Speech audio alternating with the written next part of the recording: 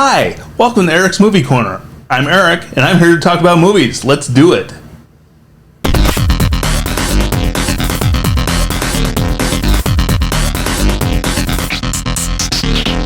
Today, we're going to check out another slasher classic, Friday the 13th, from 1980. This movie was made by Sean Cunningham, and Sean Cunningham deliberately wanted to ride the coattails of Halloween. He saw that movie and how successful it was, and he said, I want a piece of that pie. So he came up with the title, Friday the 13th, and figured people would come see a movie called Friday the 13th. So he took out a full-page ad in Variety magazine saying Friday the 13th, just the title of the movie, and he didn't even have a story or a script yet. The balls on this guy, right? But it worked. He ended up getting his movie financed. It had a budget of about $500,000. Went on to gross worldwide about $59 million.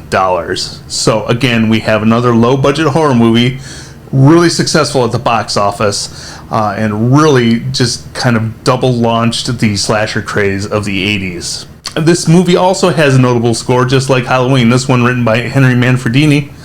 I am, once again, not going to include that in the clips today, but I will include a link down below where you can go listen to it if you'd like.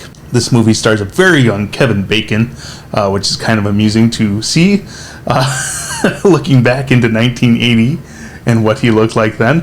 This movie had special effects done by Tom Savini, who was a practical effects master. Still is, actually. A lot of people kind of worship the guy as far as his skills in this area goes. He was a photographer during the Vietnam War. So unfortunately, a lot of what he did was based on the fact that he'd had the opportunity to see a lot of real life mutilation and blood and guts. Yeah, but it worked well for horror movies and the stuff that he created for them. This movie also created the fight between horror movies and the MPAA. Tom Savini's effects were so convincing that a lot of people had a big problem with it. It was part of the moral panic that happened back in the 80s with people trying to blame horror movies and heavy metal for all their children's problems. But yeah, the gore effects in this movie are great. I'm going to have to kind of blur them out a little bit today because YouTube doesn't like gore either. So that's another reason for you to go watch this movie so you can see some great gore effects done by Tom Savini. The basic setup for Friday the 13th is that there is a summer camp that they're about to open called Camp Crystal Lake. This camp has had a troubled history. In the past, there's been a boy that drowned. There's been a couple counselors that were murdered. One year, the water was bad when they went to open a camp. So it has a nickname among the town locals as Camp Blood, because bad stuff happens there. So they go to open a camp again, and when the counselors show up to set up the camp, somebody starts picking them off one by one. Camp Blood, what are you going to do? This movie turned into one of the most successful horror franchises with, let's see, maybe 11 movies and a couple of video games along the way. Yeah, so this franchise was extremely successful. However, I'm not going to name the killer in the movie. Those of you who've seen Scream know that if you haven't seen this movie, it might not be who you think it is. So I'm going to throw the spoiler flag up here before we go talk in detail about Friday the 13th. So if you haven't seen it, go watch it. If you're a horror fan, this is a must-see. You got to get it under your belt. So go watch Friday the 13th. All right, are they gone? Jason's not the killer in this movie. Oh! This movie was notable in its day because the killer's actually a woman. Ah, look at that. Yeah, a lot of people associate the Friday the 13th series with Jason Voorhees, and for most of the sequels, that's him. Yep, Jason's the killer in most of the movies, but not the first one. The first one, it's his mom. Aw, How sweet. Mommy's looking out for her little boy and trying to stop them from opening the camp again. Here are some scenes that I like from this movie. The first one is that when Annie, the cook, shows up to town, she's trying to hitch a ride, and the crazy local Ralph shows up to try and warn him off. All the girls up there gonna look as good as you? I don't know. You're going to Camp Blood, ain't you? God damn it, Ralph, get out of here. Go on, get. Leave people alone. You'll never come back again. Oh, shut up, Ralph. It's got a death curse. This next scene here is kind of cool because it's not an actual kill, but somebody's screwing around, but it still gives you a little bit of a jump scare right here.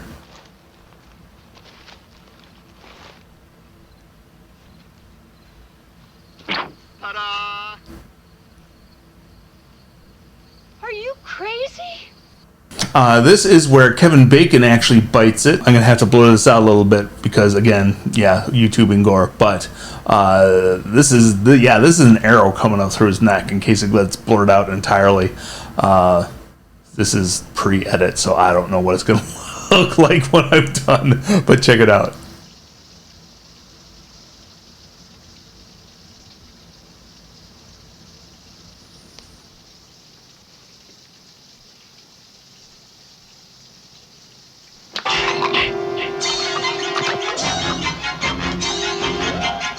This next one is a kill with an axe, and I remember watching, I think it was an interview with Tom Savini, talking about his effects and how one of the things he does to try and make it more effective of an illusion is to have something happen to make you believe the physical realness of it before the effect comes in. So in this scene, you're going to see the axe when the killer swings it.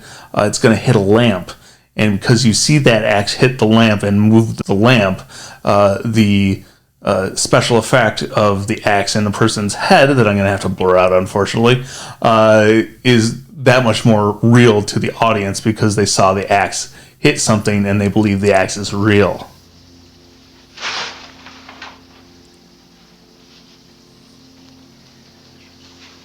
Must be my imagination.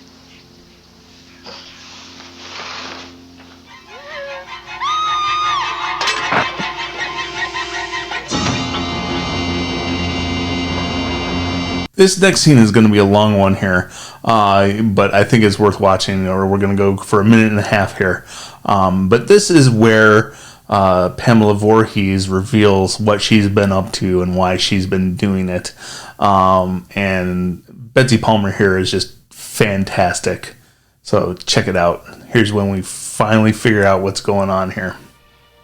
Did you know that a young boy drowned the year before those two others were killed? The counselors weren't paying any attention. They were making love while that young boy drowned. His name was Jason.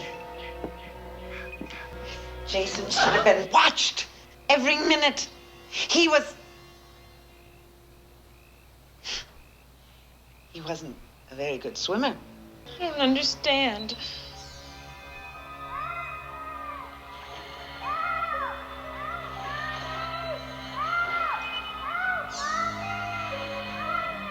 I am Jason. I am. You see, Jason was my son, and today is his birthday. Where's Mr. Christie? Oh, I couldn't let them open this place again. Could I? Not after what happened.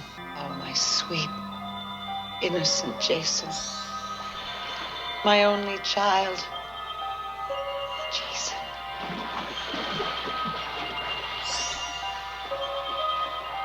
You let him drown. You never paid any attention. Look what you did to him. Look what you did to him. All right, now the chase is on, and this is just a creepy little moment where, again, Betsy Palmer is just doing her best here. This is just, I find this creepy as hell right here. Kill her, Mommy. Kill her.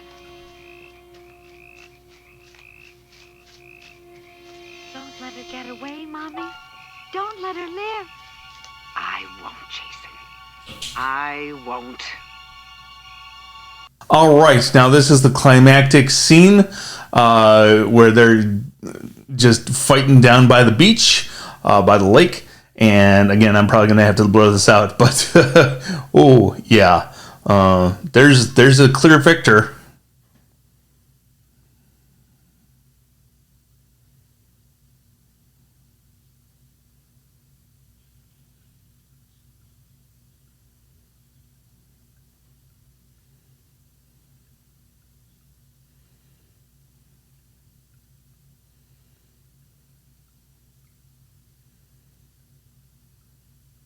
And then, of course, we have the final shot of the movie.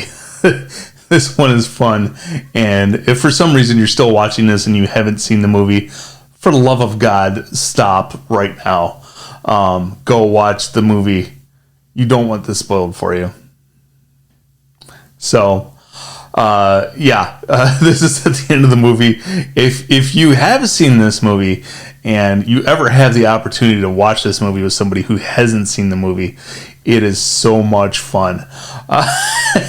Because I'm going to have to cut the score, but there's, it seems like everything's okay. Everything is serene. There's peaceful music playing in the background. And then...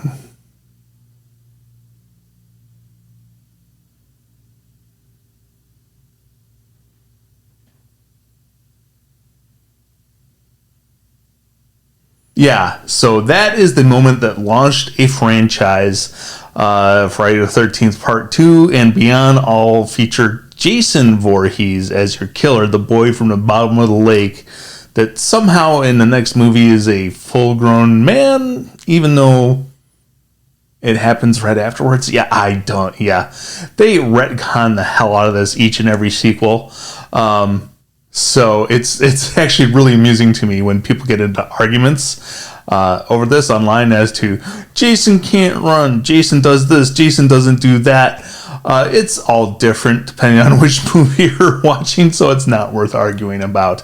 However, what can be argued is that Friday the 13th, classic movie from 1980, had a huge impact and was a massive franchise that went on to shape horror history and pop culture as we know it.